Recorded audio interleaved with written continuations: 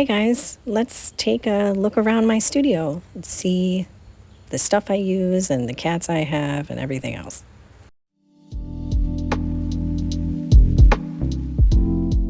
How's it going? I've had some questions about what's going on in my studio, my table setup, that sort of thing. Pick some things up. This is where I sharpen pencils, and sometimes I use these paper plates to mix things. These are a couple of finished pieces, some works in progress, my cork board. These are the Caran d'Ache non-water soluble crayons. I think they might be called Neofa styles. I think I like the non-water soluble because I work with water-based media, and I want things to be predictable and not all of a sudden there's color where I don't want it because I added water or something. I have a couple of pieces that I'm working on. What's back here? Another one. And I have these pieces sitting here because if I have a color I think is going to work that's on the palette, then I can go over there and add some to it without wasting that paint. So let's rotate a little bit.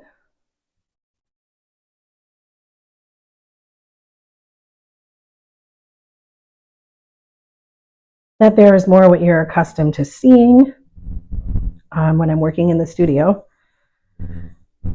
And here I have a paper palette, which I'm actually going to tear off and maybe use for collaging. Sticks a little though. We will save that down there. So I also use this butcher tray as a palette as well, but I got to clean that every time and I don't always feel like doing that. This, you may have seen it as a blank notebook before. So I have some swatching that I've done. Hold up. Swatches. This one has been in a couple videos because I really like this combination of using these particular primaries, which are quinacridone crimson, green gold, and Prussian blue. And these are all the colors that you can get out of them. I think they make for some interesting stuff. So I often leave the book open to a blank page while I'm working so that I can do something like this and just rub paint on it, and then I will come back at a later time and put little details over that.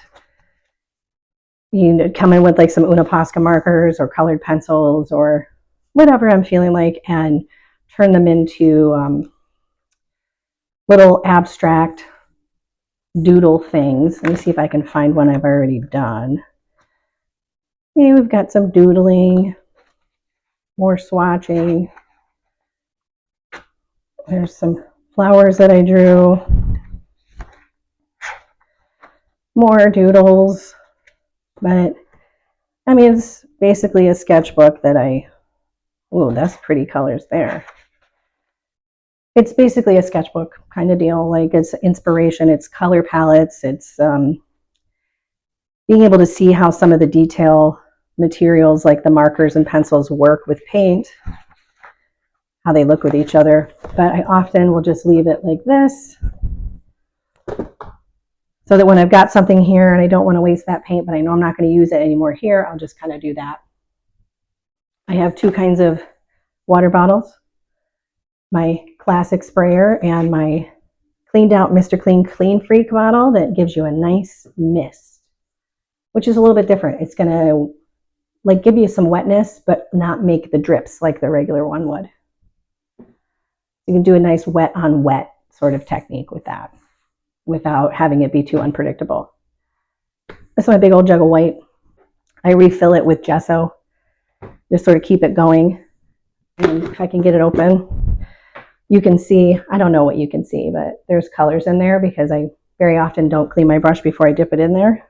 I think it's kind of interesting because you don't always have like this stark white. And really there's not enough paint in there to take the white away. Up here are some of my source materials that I created with Midjourney AI, and they're all blends of my paintings. mixed with other source materials, or paintings that I've, two of my paintings that I've mixed together or something like that. So I have a lot of inspirational stuff. I think I left my iPad downstairs, but I have some on there that I haven't turned into books yet because I downloaded Midjourney again for the summer. It's so addictive and a lot of fun. The walls in the house are plaster, so some of them anyway. I've probably mentioned before that it's 145 years old, my house. So that's my table setup. I have brushes and water. These are all my paints. My Una Posca markers are down here. I have some pre-mixed paint in little mason jars, and I actually used house paint and mixed them with my Liquitex heavy-bodied acrylics and made my own tints and stuff like that.